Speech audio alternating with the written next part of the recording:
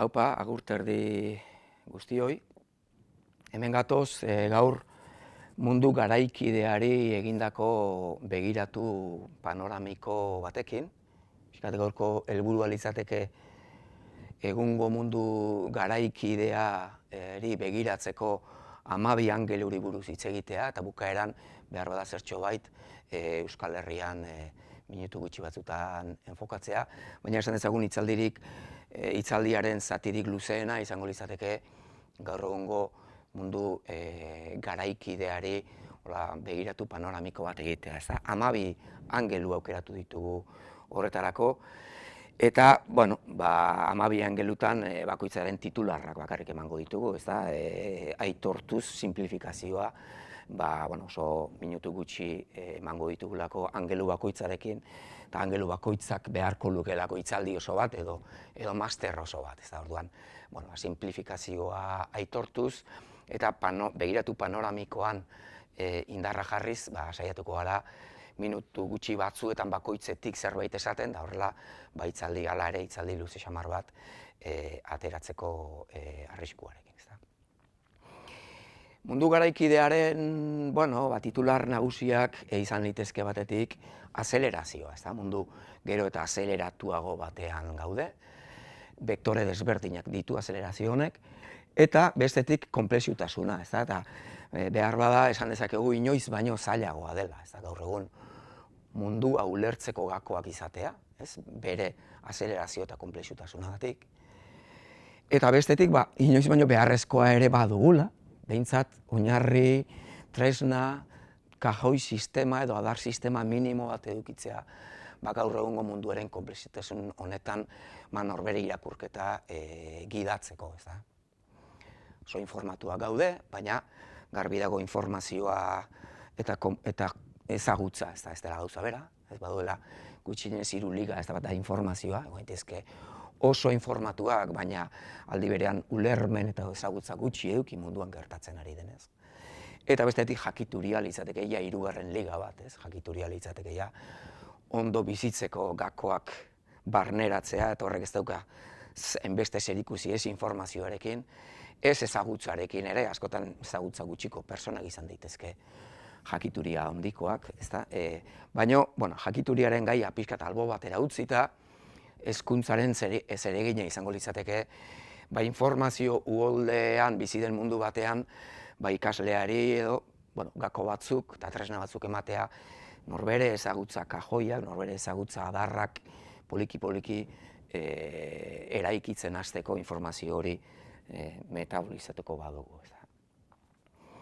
Zentzu honetan, hor ditugu 20. eta 19. mendetik datozkigun ideologiak, ezkerra eskuina, 20. mendean oso talkan aritu direnak, eta horietatik nik uste puskak behar ditugula eta intuizio interesgarriak dituztela ideologia desberdinak, bai familia liberaleko ideologiak, bai familia sozialistiko ideologiak, anarkismoak eskala txikirako gako batzuk ematen ditu, konservadurismoak ematen ditu baita ere beste gako batzuk, gauza batzuk enfokatzeko eta ulertzeko eta bar, baina oso mugatuak dira, 20. mendeko ideologiak, askotan 21. mendean ditugun galdegai berriei erantzuteko.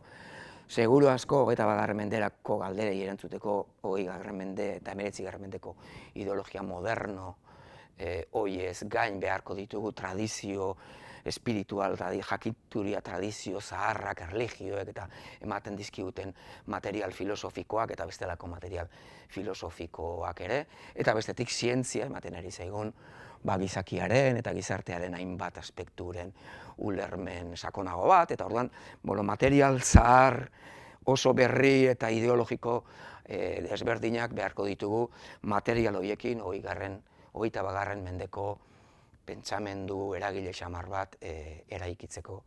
Baina gaur ez gara sartuko arlo ideologiko horietan, baizik eta mundu garaikidea enfokatzeko 12 angelu, 12 arlo nolabait aipatuko ditugu, eta horietaz bakoitzari buruz zertxo bait esan, igual panorama aberazteko. Lehenengo arloa, Amabitatik lehenengo arloa izan liteke ekonomiaren inguruko problematika eta galdegaiak, eta abisatzen dut bereziki problematika eta galdegaietan zentratuko naizela, ekonomiai buruz, ezin dut 3 minututan ezer esan, baina, behar bada, oso labur da oso simplifikatuta gaur egun ekonomia arloan ze problematika eta ze galdegai ditugun aurrera begira, ez da. Garbi dago sistema kapitalista nagusitu dela, 20. mendean, nolabait bi sistema alternatibo lehian egon ondoren, sistema kapitalista mundializatuta nagusitu dela, eta horrek bizi gaituela, eta nolabait hori bizi dugula ekonomiaren eta gizartearen hainbat arlotan. Eta esan dezagun, sistema kapitalista honen nagusitzeak planteatzen dituen bi problematika oso ezagun, dira batetik desberdintasuna, hau da, pixkat desberdintasuna izango litzateke kapitalismoaren problematika estrukturaletako bat, ez? Aberats eta pobreen artean, herrialde aberats eta herrialde pobreen artean dagoen amildegia azkorra da oraindik, bai? 20. mendearekin konpartuta, 20. mendearen erdigunearekin eta konpartuta, gero eta azkorragoa esan dezagun, eta bai herrialdeen barnean ere, eta hor badago problematika oso bat. Eta bestetik, bigarrena, garapen ereduarena, ez da, kapitalismoa da etengabe hazten eta etengabe azeleratzen ari den sistema bat, eta gelditzen ez dakiena nolabait esan da. Ez bizikleta bezala gelditu ezkero erortzen dena, eta krisian sartzen dena, orduan hor badago arazo bat planeta finitua dela, ez da, eta planetak mugak dituela ohartu garenetik, nagusiki 20. mendeko azken zatian, nolabait ohartu ginen mundialki nolabait arazo honekin, 21. mendean hori, zera nagusietako bat bihurtu da, eta orduan hor garapen ereduarekin, ez da garapen eredu honen jasangarritasun ezara izango litzateke beste problematika estruktural bat. Dena den, kapitalismoak gaur egun problematika bezala eta galdegai bezala baditu beste bi angelu importante, ez da. Lehenik esan behar dugu kapitalismoari begiratu konplexu bat egitea deituta gaudela, oso erreza dela kapitalismoa bihurtzea mielotxin, gaiz guztien iturri totem zera moduan, eta uste dut askoz begiratu konplexuago behar dugula baita ere kapitalismoak egin dituen ekarpenekin, sortzen dituen arazoekin, dituen galdegaiekin, eta oro har begiratu konplexu hori egitera deituta ere, gaurko simplifikazioa dela eta bi gauza oso laburra aipatuko ditugu, ezta? Bata, nolabait kapitalismoari dominazio sistema bezala egiten zaizkion begiratuak, eta bereziki mendebaldeko kapitalismoari egiten zaion begiratua, nolabait elite ekonomiko, empresarial, finantziero batek nolabait tutorizatu edo nolabait baldintzatutako sistema dela kapitalismoaren barruan dagoen sistema politiko demokrazia liberala, ez da besteak beste elite ekonomiko eta finantziero batek eragina duelako hedabideen enfokean, industria kulturala dominatzen duelako, horrekin nolabait gizartearen une oroko temperatura balioak eta ere baldintzatzen dituelako, horrek demokrazia ere nolabait ukitzen duelako, eta zenbateraino dominazio sistema baten zantzuak ere badituen egungo kapitalismo mendebaldarrak bereziki, eta beste kapitalismo batzuk ere beste mekanismo batzuk dituzte. Eta bestetik, behar bada begiraturik konplexuena edo finena, aztertzen duena kapitalismoa azelerazio prozesu izanik gizartearen dekonstrukzio prozesu bezala eta gizarte egituren dekonstrukzio proiektu bezala, ez? Nolabait esanez, kapitalismoa kolonizatzen duela, nolabait bere logika ekonomikoarekin eta bere, esan dezagun, diruaren logikarekin o lukroaren logikoarekin kolonizatzen dituela modu azkor batean gizarteko eta bizitzako arlo gero eta gehiago, ez da?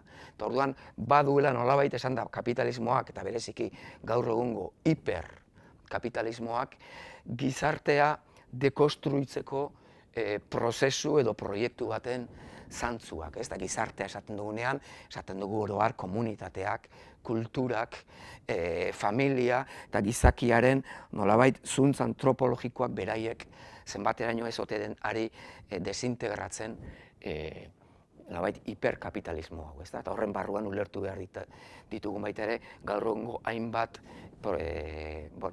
prozesu ideologiko, ez da? Kapitalismoaren prozesu dekonstruktore horren baitan. Gai hau enuntziatu besterik ez dugu egin eta aurrera egingo dugu, ez da, bigarren arloarekin, ez da.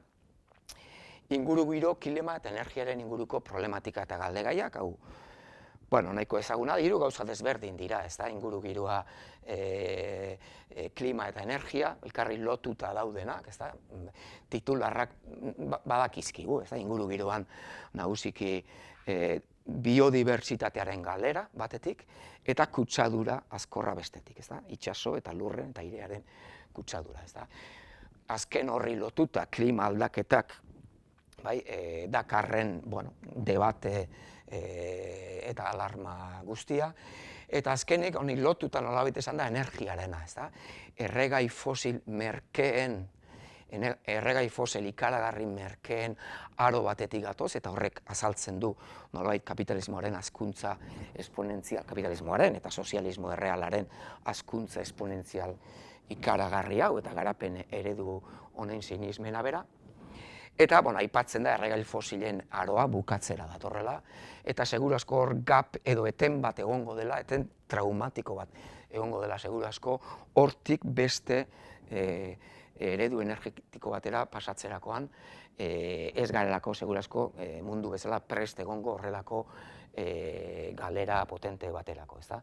Eta, hor nolabait da transizio energetikoaren mezua egongo litzateke, eta horren azpian nolabait gu bezalako gizarteari egiten zaizkion nolabait interpelazio nabarmen batzuk, ez da, euskaraz 3B bidez zertu ditzakegunak, ez da, berziklatu, berrerabili eta bereziki beheratu, ez da, nolabait beheratzen ari den, beheratzeko bokazioa den gizarte batera bat egitera deituta gaudela, eta horrekin berridurikatu, ez, laugarren B hau izango litzateke berrirudikatu behar dugula etorkizuna, seguru asko, ez, hemengo hainbat aktorek esaten dutenaren arabera beste paradigma batekin, ez da, erakutsi digute, ez dakit, ez, hegazkinaren adibide tipikoa, ez da, nik hegazkinean gehiago bidaiatu badut nire gurasoek baino eta haiek haien gurasoek baino, irudikatzen dugu gure seme-alabek gehiago bidaiatuko dutela hegazkinean, eta badirudi bai ikuspuntu energetiko honetatik eta bai ikuspuntu honetatik eta honetatik joan gaitezkela mundu batera beheratzearen imperatiboa bizi beharko duena, eta bereziki mendebaldea beratzean, eta seguru asko goazela mundu batera hegazkinean gutxiago edo bidaiatu beharko dena, edo hegazkinean bidaiatzea gero eta luxu handiagoa izango dena, baldin eta epe laburrean hidrogeneoarekin eta printzipioz espero ez diren salto kualitatibo handiak gertatzen ez badira, ez horrek badauka pentsatzeko moldearen aldaketa garrantzizko bat, ez, beheratzearen paradigma horrek, ez. Gauza batzutan behintzat, ez. Hirugarren arloa izango litzateke nekazaritza eta elikaduraren inguruko problematika eta galdegaiak, angelu honek ematen du ez dela 12 importanteen artean sartzeko enbergadurarik edo tamainarik ez duela, baina egia esan, hau da lehen aipatutako sistema ekonomiko egungo horren korapilo importanteetako bat, ez alperrik 20. mendean mugimendu kontestatario edo alternatibo funtseskoenak langile industrialen sindikatuak izan baziren, 21. mendeko altermundialismoaren gidari nagusiak munduko nekazari mugimenduak izan dira, biak kanpesina mugimendu zabal horren barruan, ez da. Hor hemen planteatzen da, batetik nekazaritza, 20. mendetik datorkigun iraultza berdearekin, nekazaritza industrial eta kimikalizatu baten eredua ari da globalki nagusitzen, eta horrek dakar nekazari kulturaren eta milioika nekazariaren lurrarekiko harremanaren eta lurrarekiko kulturaren eta elikadura ekoizteko kultura oso askoren desagerpena. Eta hori da munduan gaur egun bizi dugun prozesurik traumatikoenetako bat. Hasi Indian, Brasilen eta Mendebalde aberatzean ere, bai, eta Txinan, eta oso gai delikatua da, bai. Azkenean sakonean da zer jaten dugun eta nola ekoitzia den jaten dugun hori. Eta nolabait eredu industrializatu eta kimikalizatu horren aurrean, nolabait 20. mende bukaeratik sortu da paradigma bat, paradigma alternatibo bat, esan dezagun, nekazaritza edo elikadura subiranotasunaren planteamenduetan ardazten dena, tokikotasunetik, 0 kilometroaren hurbilpenetik, paradigma ekologikotik, agroekologiatik, eta bar, orduan, esan dezagun, bi eredu horien arteko debatea eta talka bizi dugula, naiztan oso, esan dezagun, talka desiguala izan, eta momentuz argi eta garbi nagusitzen den une honetako eredu industrializatu eta kimikalizatu. Laugarren arloan geldituko gara pixkat, laugarren arloa izango litzateke aldaketa psikologiko eta soziokulturalaren arloa, nolabait esanez, lehen aipatu dugun hiperkapitalismo horren eragin materialak aipatu ditugu aurreko 3 puntuetan, eta laugarren honetan kontzientzia hartzen da horren nolabait eragin soziokultural eta psikologikoa. Hori baino lehen hitz egin behar da, nola hainbat autorek, berezik ikuspuntu soziologikotik aipatzen duten gaur egun hipermundu baten bizi garela. Ez da behar bada hain doitua postmodernitatea edo postindustriala edo postkapitalismoz hitz egitea, baizik behar bada hiperaurrizkia doituagoa da. Nolabait esanez, ez da ezer post, ez da ezer atzean utzi, baizik eta nolabait esageratu egin da. Modernitateko elementu batzuen esagerazioan biziko ginateke, kapitalismoaren elementu batzuen esagerazioan, individualismoaren esagerazioan, beraz hiperindividualismo, hiperkonsumo, eta azkenen denak bilduko lituzken hipermodernitate kapitalista horren baitan, eta hipermodernitate kapitalista horrek baitere nolabait elementu materialak aldatzeaz gain, nolabait gure zuntz sozial, kultural eta psikologikoak aldatuko lituzke, hau da, nolabait gure jarrera, gure balio eta gure harremanetan ere aldaketa esanguratsuak izango lituzke, Lipovetsky, Bauman eta hainbat autoreren arabera.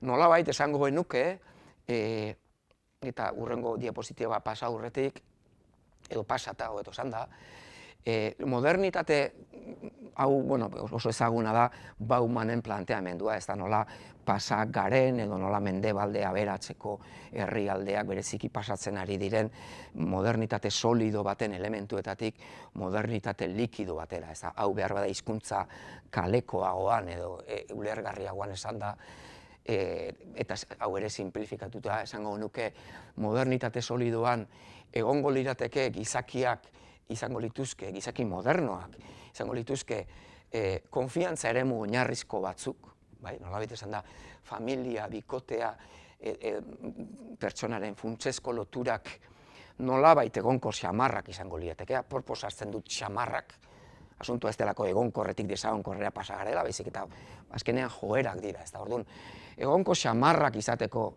joera izango lukete, ez da, funtsezko loturek, familia, bikotea, egonkor xamarra izateko joera baita ere modernitate solidoan lanak, lanarekiko loturak, lanpostuak eta bar, baita ere konbikzio ideologikoak edo identitate handiek, ez da, klasea, nazioa eta horiek konfiguratzen dituzten gure konbikzio ideologikoek egonkor xamarrak izateko joera izango lukete, modernitate solidoan, eta baita ere gure kokapen existentzialak, nor naiz ni, zer nahi, zer gara, nondik gatoz, hau dena zer da, zein da bizitzaren zentzua, zein da bizitza on baten oinarria eta norabidea, horrek ere, kokapen existentzial horrek ere, egonkor xamarra izateko joera izango luke modernitate solidoan, bai erlijioen eta tradizio espiritualen oinarriengatik, edo eta baita ere, nolabait planteamendu ateoen sendotasun ideologiko batengatik, ez da.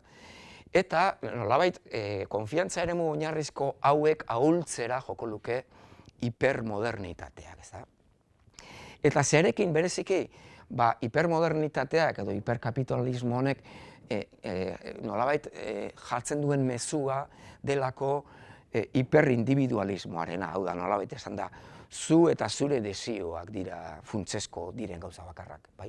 Desioak existitzen dira eta zu zara zure desioak, ez uko egin zure desioei, ez uko egin zure ametsei, jarraitu zure ametsei, eta guk, nolabait sistemak, eskainiko dizu menua etengabe aukera dezazun, ez da? Baina ez lotu ezeri, ez? Nolabait, ematen du hipermodernitate honi, pixka bat molestatzen diotela egonkor xamarrak diren loturak edo konpromiso guneak, esan dezagun, ez?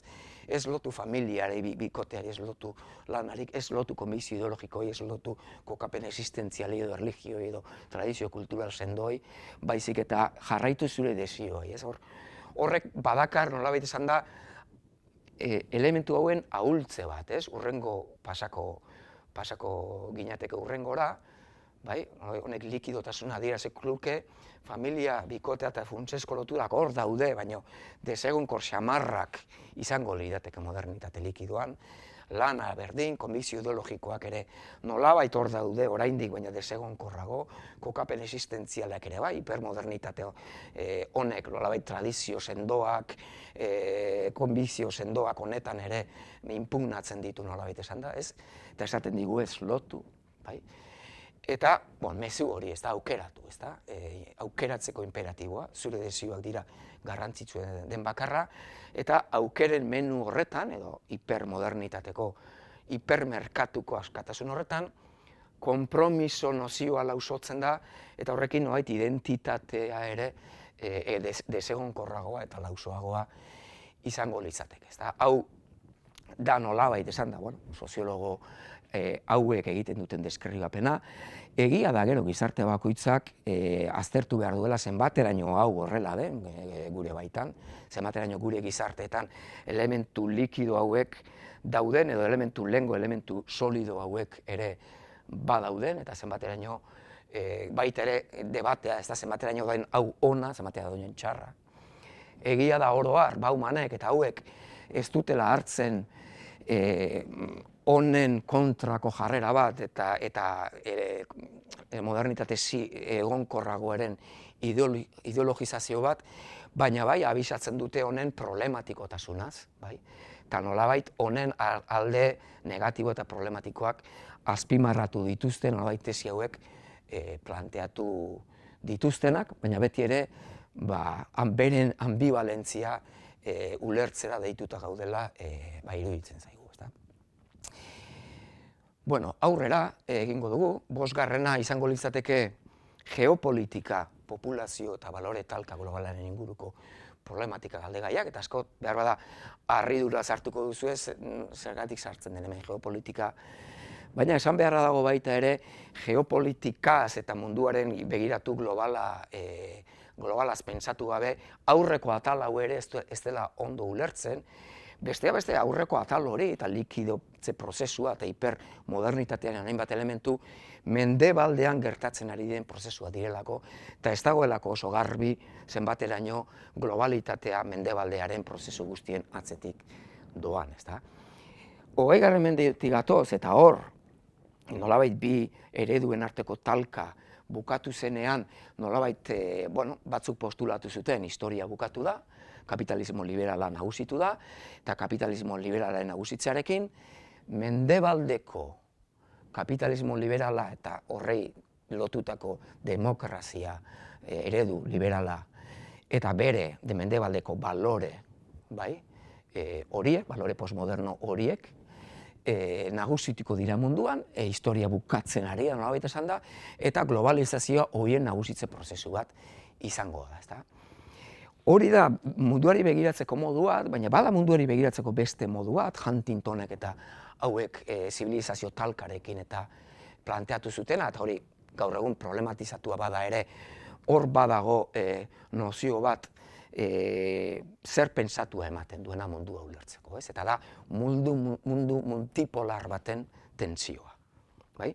Globalizazio batetik, baina mundu multipolar baten tentsio hau da. Mundua ez da mendebaldearen eredura gero eta gehiago uniformizatuko den gauza bat, baizik eta mundu multipolar batera goaz, eta hor daude Txina eta Rusia eta beste nolabait herrialde gorakor batzuk. Eta honen analizietako bat da, hau ulertzeko analizietako bat da, herrialde multzo handien azpian zibilizazio desberdinen eragina dagoela taupaka. Eta zibilizazioen azpian nagusiki nolabait tradizio espiritual eta erlijioso desberdinen baloreak daudela, ez? Eta horiek nolabait balore desberdinak taupatzen dituztela eta zibilizazio desberdinak edo nolabait Txina, Rusia, Estatu Batuak, Mendebaldea, bakoitzak mundu representazio desberdin badaukala. Proiektu desberdina dutela munduarentzat.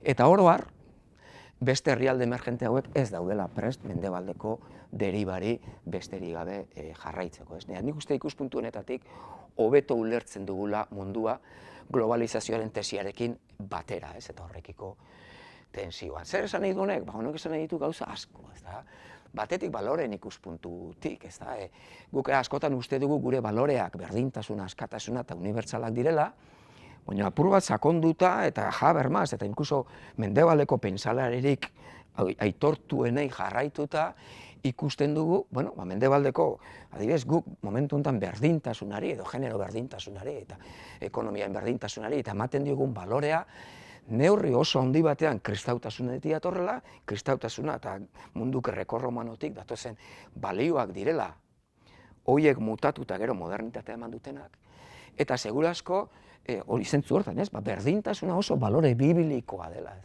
oso balore kristaua dela, eta nolabait mendebaldeko zibilizazioan sustraian identifikatzen baldin badugu ere, gero modernitateko mutazioarekin, eta orain hori eman diogun garapenarekin generoari begira, edo ekonomiari begira, edo baztertu talde batzuei begira, hori, Txinan segurasko ez dela hain balore konfuzionista, berdintasuna, eta balore konfuzionistak gehiago direla, agintariekiko leialtasuna, leialtasun familiar moduan ulertuta, familiaren zera, beste balore batzuk dituztela lanari lotuagoak eta bar, eta, nolabait ez daudela prest gure balioak besterik gabe erosteko, ez.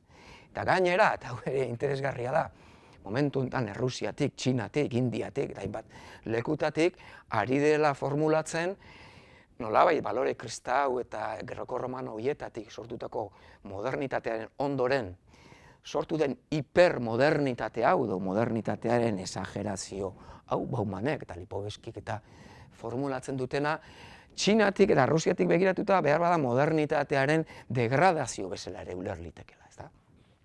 Eta mendebaldean egiten den lotura hori, ez dakit, askatasun individualari ikaragarrizko lehentasuna ematearekin eta esatearekin eskubidea duzu zuk zure sexua aldatzeko, behar bada Txinatik eta ikusten dute.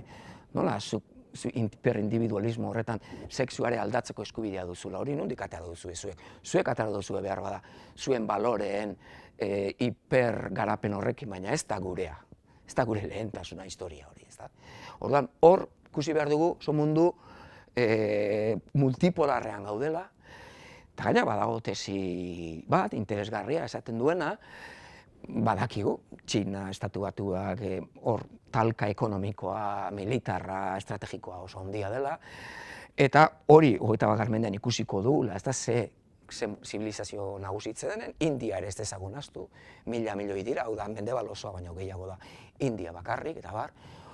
Orduan, nolabait, gogoeta batzuk esaten dute talka ekonomiko eta lehia horretan, denborarekin beste hauek nagusituko direla, Txina, India, etorkizunean beste batzuk nagusituko direla, besteak beste mendebaldeko hipermodernitatearen deriba, hiperindividualista hau, ez delako lehiakorra izango.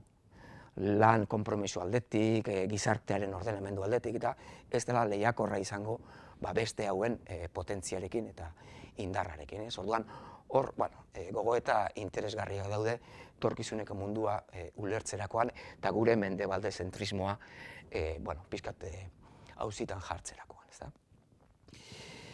Seigarren puntuan, aniztasun kulturalaren inguruko problematikak eta euskal komunitatearen galdegaiak, ez?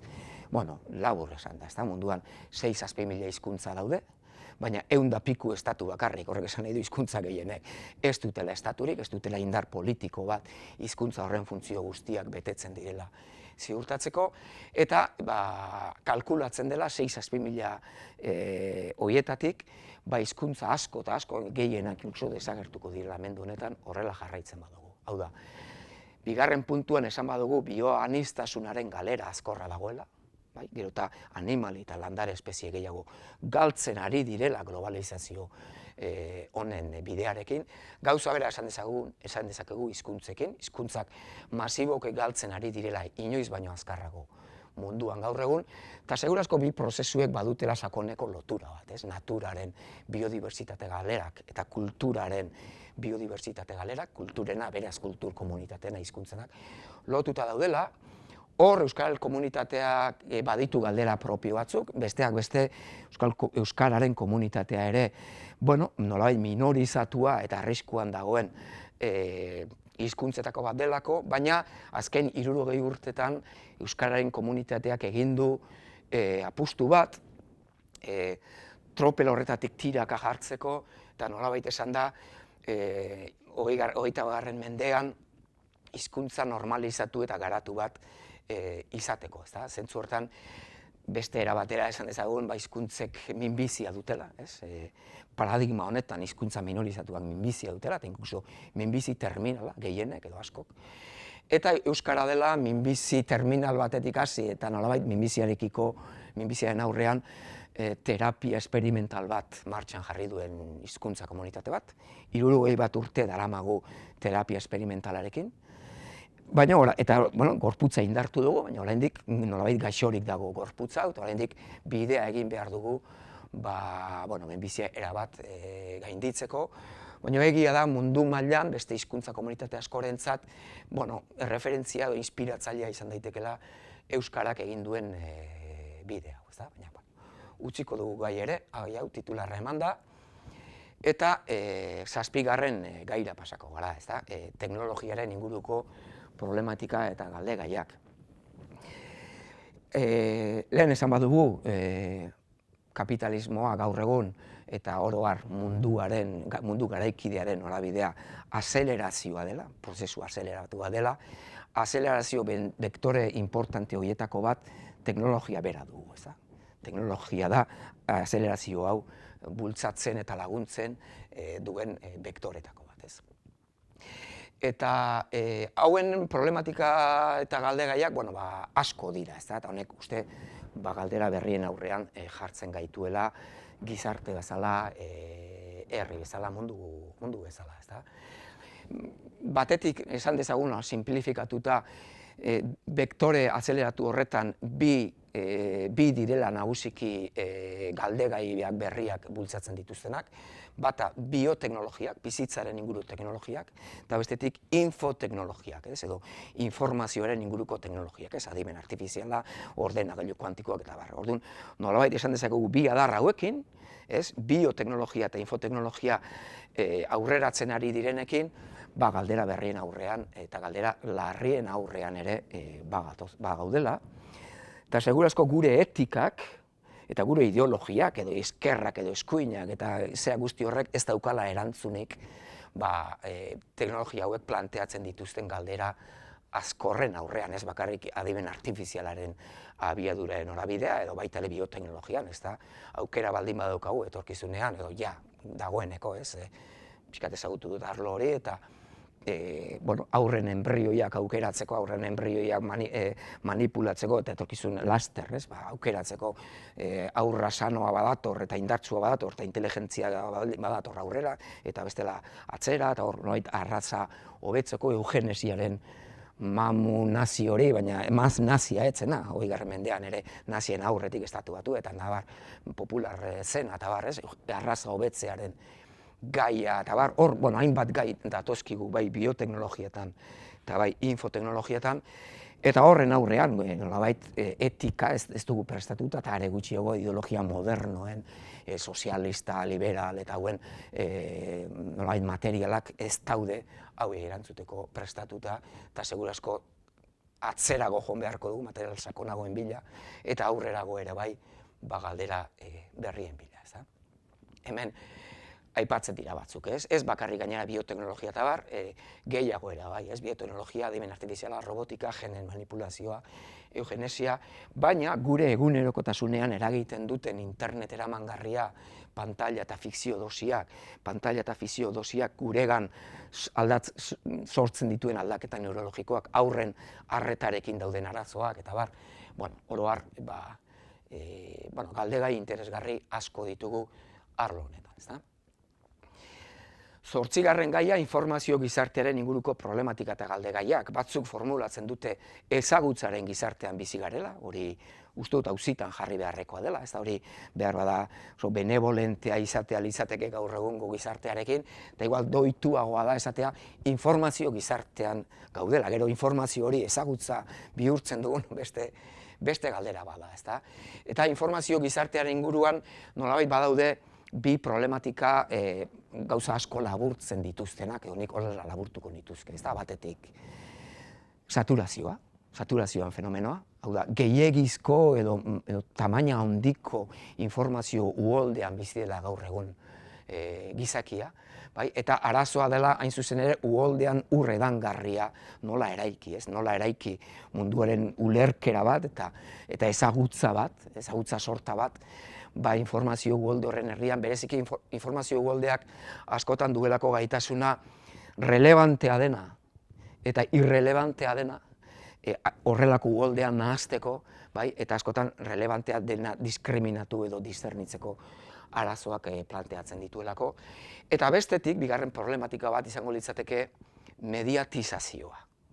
Satirazioa aparte utzita ere, zenbateraino gaur egungo gizarteetako gizakiak ezagutzen duena, ulertzen duena, eta dakiena dagoen mediatizatua, pantailen bidez mediatizatua, eta pantailen atzetik dauden medioek eta medioien jabeek mediatizatua, eta behar bada berez guk dakiguna eta uste duguna, eta gure ideologia ustez oso alternatiboak ere zenbateraino dauden atzean mediatizatua, eta elite baten eragina zenbateraino duten, eta elitearen eragina ez dutenean ere, nola azkenen medioetatik datorkigun dakiguna eta uste duguna eta pentsatzen duguna, eta hor Chomsky gazita, estatu batuetan mediatizazio horren mekanismoak aztertzen ditu, eta gaur horretaz ere gauza asko esan dezakegu.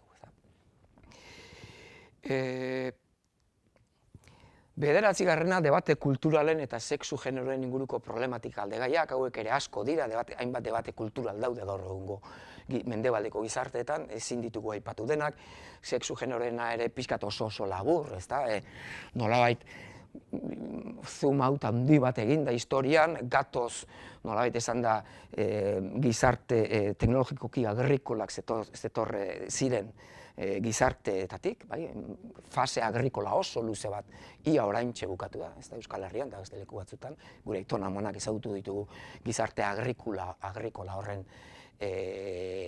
parte iaia, ez da?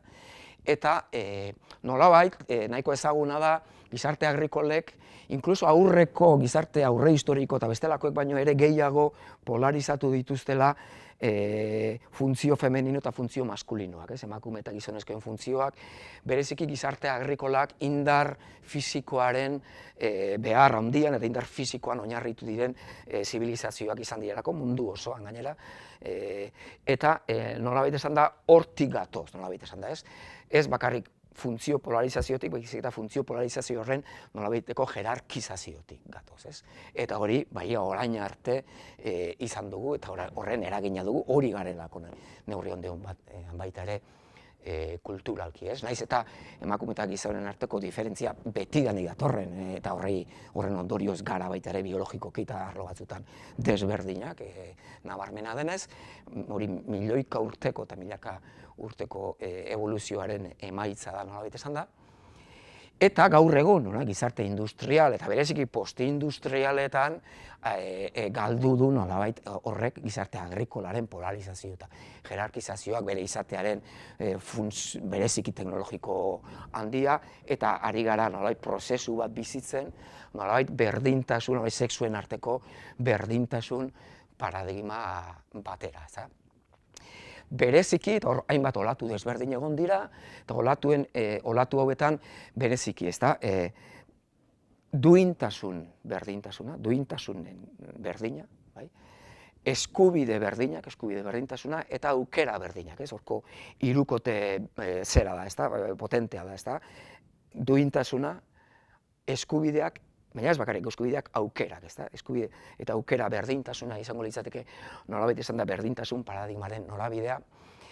Egia da, nolabait azken olatuan, mendebaldean, ez, nagusitzen ari den feminismoaren azken olatuak, badaudela bestelako elementuak eta erreakzio batzuk eta sortzen ari dela, eta debate berriak datozela dirudiela, olatu horretan, nolabait, duintasun eskubide eta aukerez haratago, nolabait, dekonstrukzio antropologiko baten elementuak ere planteatzen direlako, ez? Eta badagoelako galdera bat, debate bat, zenbateraino olatu horretako dekonstrukzio antropologikoa ez ote den hiperkapitalismoak eta hipermodernitateak, lehen aipatu dugun bezala, hiperkapitalismoak bultzatzen duen gizartearen dekonstrukzio azkorraren baitako elementu, horri gerturatzen zaion elementu bat, ez?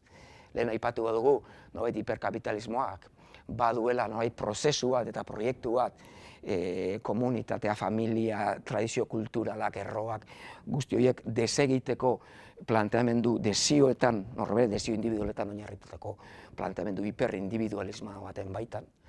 Zenbateraino olatu berriko elementu batzuk ez diren oso koherenteak alegin dekonstruktibo horrekin, ez? Hor badaude debateak ematen du badatozela. Debateak badago arriskua ere polarizatzeko debate horiek, baina hor baita ere esango dugu, horiek mendebaldeko debateak direla eta munduko gehiengoa, inkluso ez dagoela debate horretan ere, ez da, hipermodernitateko dekonstrukzio horretara ez direlako apuntatzen dirudienez, ez da. Bueno, utziko dugu, gaia oso luzea eta konplexua da, titular nagusi batzuk eman ditugu, eta 10. gaian ere, titular batzuk, ez da, lanaren gaia ere oso luzea, lana, enpresa kultura eta autoeratzea, ez da. Hemen ere, 20. mendetik gatoz, eta 20. mendearen zati handienean esan dezagun, lanaren antolaketa jerarkikoa nagusitu dela, ez? Fordista, taylorista, hau da, lanaren antolaketa razionala, ez? Bakoitzak bere egitekoak, ondo kronometratuta, ondo pentsatuta, ondo estrukturatuta, bakoitzak bere funtzioak, jerarkizazioa, eta ez, zuzendaria, enkargatuak, eta bar, eta hor, eredu taylorista hori ezagutu du neurri baten 20. mendeak, baina 20. mende bukaera baino lehen ere beste paradigma bat jaiotzen hasi zen, ez? Enpresa kultura berria deitzen dena. Deitu du dena, eta toyotismotik, eta bar, eta gehiago mezua izan zen, hobeto produzitzeko jerarkizazio zurrun horiek eta funtzio zurrun kronometratu horiek baino egokiagoa da talde lana, langilearen implikazioa, langilearen sinismena egiten duen horretan, funtzioak malgutzea, langilearen lana ere malgutzea, langilea inplikatzea enpresan, autonomia, langilearena, eta bar, enpresa kultura berriak horrelako elementuak postulatzen ditu, baina egia da honek ere baduela ambivalentzia oso importante bat, eta hor fijatzea ere interesatzen da, ezta? Eta da, zenbateraino ikuspuntu kritiko batzutatik esaten da, enpresa kultura berri hau, implikazioaren, talde lanaren eta autonomiaren enpresa kultura berri hau, zenbateraino den enpresaren demokratizazio bokazioa real bat, eta zenbateraino den langilea hobeto zukua ateratzeko, langilearen autoesplotazioarako mekanismo bat baita ere, baldin eta enpresak jarraitzen baldin badu, jabea oso polarizatua izaten, eta besteren enpresan implikatzen zara, eta ez zara zu jabea. Enpresaren jabetza demokratizatu ez delarik, nolaz demokratizatu funtzionamendua, eta zertarako, zenbateraino do trampa bat, zenbateraino da azkenean dialektikoki aurrerapen bat, naiz eta ez izan guztiz koherentea, hor badaude debateak. Debate horretan kokatuko litzateke autoeratzearen paradigma ere, autoeratzearen paradigma exigenteagoa litzateke, ez bakarrik autoeratu gaitezen funtzionamendurako, baizik autoeratu gaitezen jabetzan ere, eta kontrolean ere. Kooperatibismoa izango litzateke horren adar bat, koherente bihurtu nahi duena jabetza kolektiboa eta beraz funtzionamendu baita ere parte hartzailea, baina ez bakarrik funtzionamendu parte hartzailea jabetza nolabait kapitalista urrun batekin. Hor, konplexua da hala ere, gai hau, eta hor utziko ditugu baita ere titular nagusiak esan da. 11. puntuan aipatuko dugu gobernantzaren inguruko problematika eta galdegaiak. Nolabait esan da, hiru arlotan, batetik gobernantzia globalaren gaia. Gobernantza globala, hau da, ze tresna ditugu mundu bezala ditugun problemei, mundu bezala modu koordinatu batean erantzuteko. Eta galdera honen erantzuna da, tresna oso ahulak ditugula, momentu honetan nazio batuen egitura eta UNESCO eta oso bigarren mailako tresnak direla, eta boterea nazio estatuetan dagoela edo nazio moduan uniformatu nahi duten estatu horietan dagoela benetako botera, beraz oso zatikatua, oso estatu bihurtua, eta ez dugula gobernantza global bateko tresnetan asko aurreratzen, naiz eta nazio batuen erakundeak sortzea 20. mendean aurrera pausua izan da maila horretan, baina galdegaiak ditugu gehiago, nola indartu liteken mundu mailako gobernantza koordinatuago bat. Bigarren gaia izango litzateke, estatuen barruko gobernantzan debatea daudela, batetik ematen du demokrazia liberala krisi batzuk bizi dituela. Besteak beste, demokrazia liberal hau baita ere ohartzen garelako elite ekonomiko batzuek tutelatutako edo baldintzatutako demokraziak ere badirela, besteak beste hedabideen eta kultur produkzioaren kontrolaren bidez, gizartean neurri handi batean baldintzatzen dutelako, eta beste hildo batzutan ere demokrazia liberal honek, partiduetan eta oinarritutako demokrazia liberal honek bizi ditu igatze edo desgaste elementu batzuk. Eta gero baita ere, lehen esan dugun hildotik geopolitikan, ohartu behar dugu demokrazia liberala ez dela gobernantza modu bakarra. Eta behar bada, Txina edo bestelako gobernantza eredu batzuk, badituztela desabantailak ikuspuntu demokratiko etiko batetik, baina bestetik, igual Txinako agintariak ez daudela 4 urtez behin hauteskundeak irabaztera begira, eta ez dutela interes horien arabera gobernatzen, baizik eta epe luzeko interes komunagoen arabera gobernatzeko baldintza gehiago dituztela behar bada hemengo hautetsiek baino. Orduan, dena ez da ona eta txarra, eta begiratu global bat egin behar diegu baita ere gobernantzaren gaiari. Eta azkenik maila eskala txikiagoko gobernantza, eskala txikiago gobernantza, maila lokal eta eskualdeko gobernantzan ere, ari gara elementu berriei buruz gogoeta egiten, gobernantza partekatua, indar pribatu eta komunitarioekin, lidergo partekatua gizartea irudikatzeko eretan, eta behar, gobernantza gaia, hasi eskala txikitik estatuetara eta gobernantza globalera, zabala da baita ere. 12. arloa izango litzateke arlo existentzial, espiritual eta religioen problematika eta galdegaiak. Hemen behar bada labur esan da arlo existentziala definitu behar dugu, arlo existentziala izango dugu dela existentziaren inguruko galdera eta jardunaren arloa, guk ez dugu eskatu jaiotzea, hemen gaude, zergatik gaude hemen, zer da hau, zer dago realitate honen fondoan, realitate pertsonal, sozial, unibertsal honen fondoan badago zerbait, badago asmo bat, zer da hau honen sakoneko zentzua, eta horri lotuta bera zer da bizitza hon baten norabidea eta zentzua.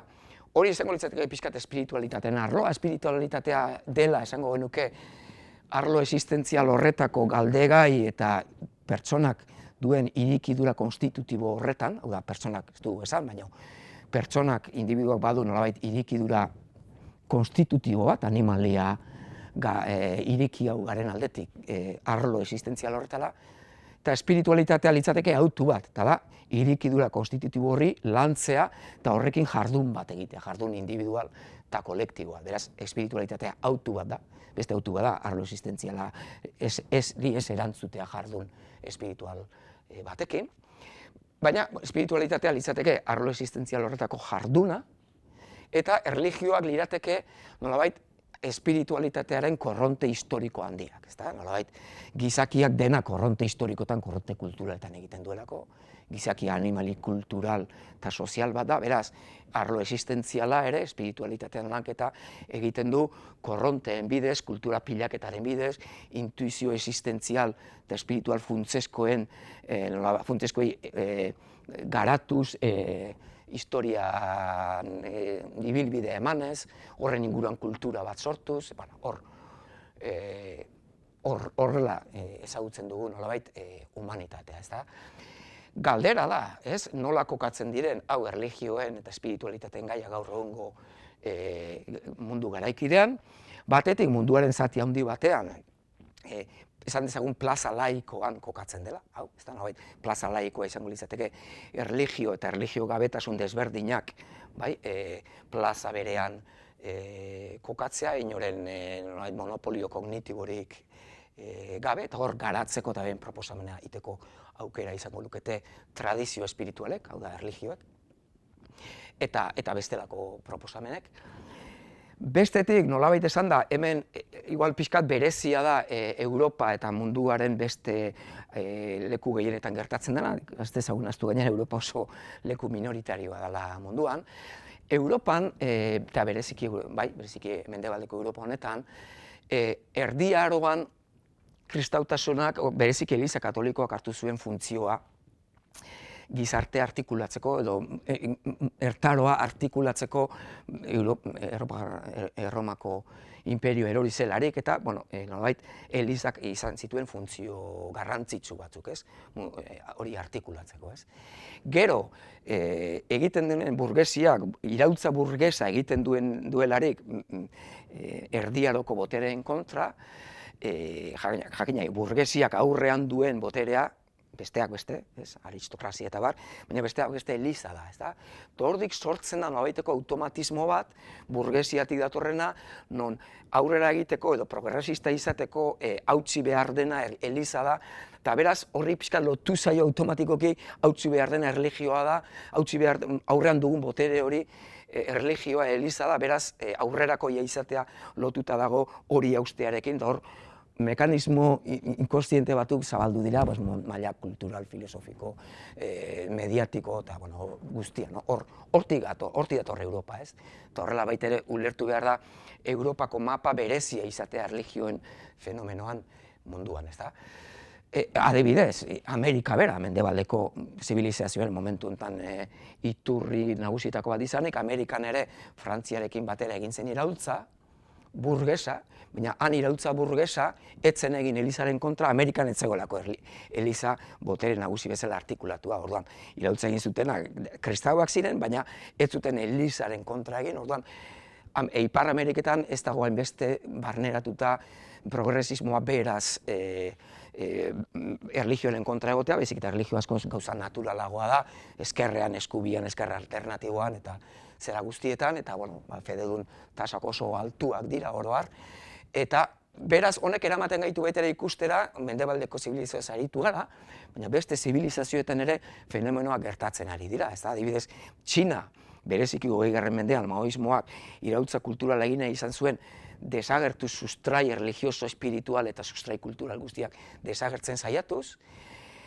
baina, kuriosoa da, momentu honetan, Txinako alderdi komunista ari dela konfusionismoa aldarrikatzen, eta neokonfusionismo izeneko, nolabait, sustrai horiek berreskuratu nahi dituztela, nolabait, elementu religioso, espiritual, filosofikoak berreskuratu nahi dituztela mundu proiektu baterako, eta nolabait behar duten herri proiekturako, eta hori alderdi komunista, ez? Indian ere badaude baita ere sustraietara jotzeko indar hegemonikoak, Errusian ere gauza bera, tradizio ortodoxoan sustraitu nahi dute baita ere eurak duten mundu proiekturako. Orduan, badirudi, erlijioen panorama dinamikoa dela, erlijioak batzuk uste zutenaren kontra, 19. eta 20. mendean, ez dira desagertu eta dinamismo berria erakutsi dezakete. Bestetik, hala ere, eta bizkat honekiko kontrastean eta bereziki mendebaldean, Mendebaldean aipatu dugu hipermodernitatean gaudela eta balio hiperindividualista, postmodernoak nagusitzen ari direla gauza guztietan, ez? Eta hor, baita honek ere eragiten du, ematen du, hiperkapitalismo hau bultzatzen ari den espiritualitatea gehiago dela, espiritualitate, esan dezagun, likido bat, ez? Espiritualitate bat, nolabait erauzia tradizio espiritualetatik, tradizio espiritualen planteamenduetatik, erauzia baita ere komunitate sendoetatik, baizik eta, bueno, gehiago espiritualitate bat koherentea dena hipermodernitatearen mezu edo mantra nagusiarekin, ez? Eta da, zu eta zure desioak, beraz, nolabait hipermodernitateak beharko du espiritualitate bat ongizatean, norbere ongizate individualari lagunduko diona, ez? Hau da, norbera ondo sentitzearen ingrediente izango den espiritualitatea, pixkat gaur egungo kultura terapeutiko eta industria ongizatearen industria zabalago baten barruan kokatzen den espiritualitate bat, ez? Egia da, zentzu honetan, tradizio espiritualak ez direla horrekin oso ondo ezkontzen, tradizio espiritualek inpugnatzen dutelako ongi sentitzera bakarrik zaramatzen espiritualitate bat, ez? Edo nagusiki ongi sentitzearen zerbitzuan dagoen espiritualitate bat, tradizio espiritualetan, tradizio espiritual zaharretan, edo zibilizazioetan dauden tradizio espiritualetan ongi sentitzea ere baliotzat hartzen da, baina beste balio askoz gehiagoren baitan eta barruan, ez? Ikuspuntu komunitarioak, norberen handik ateratzean, justu egoa edo nia gainditzea eta trascenditzea eta bartabar, ez? Orduan, hor ematen du egongo dela lehia bat hipermodernitateak behar duen o bultzatzen duen espiritualitate a la carta edo likido baten eta tradizioetan dagoen indar eta nolabait bestelako planteamendu zabalagoen artean, ezta? Eta, honekin nolabait itxiera emango diogu, berriz aitortuz titularretan aritu garela, seguru asko titular hauek ematean gauza asko utzi ditugula edo erdi mamakal esan da edo gaizki ulertu batzuk sortzeko arriskuarekin, baina, hori nolabait bigarren mailan utzita, mezua hori, ez, irekidura berri bat beharko dugula 21. mendea ulertzeko, seguru asko, ideologia modernoak, ezkerreko sozialismoak, liberalismoak, anarkismoak, konservadurismoak, elementu interesgarriek eukita ere ez digutela ematen 20. mendeari argi egiteko aski sendotasunik, eta behar bada fragmentuak hartu eta pensamenduak berritzera deituta gaudela, konplexutasunean aitorpen egin behar dugula, eta azkenik, behintzat, gure proposamena edo, sensibilitatea izango litzateke begiratu analitiko bat, atez aparte, begiratu eragile baten kokatu gaitezkela panorama hau egiterakoan, ez da? Eta, hortxe utziko nuke hitzaldi honen lehengo zati hau.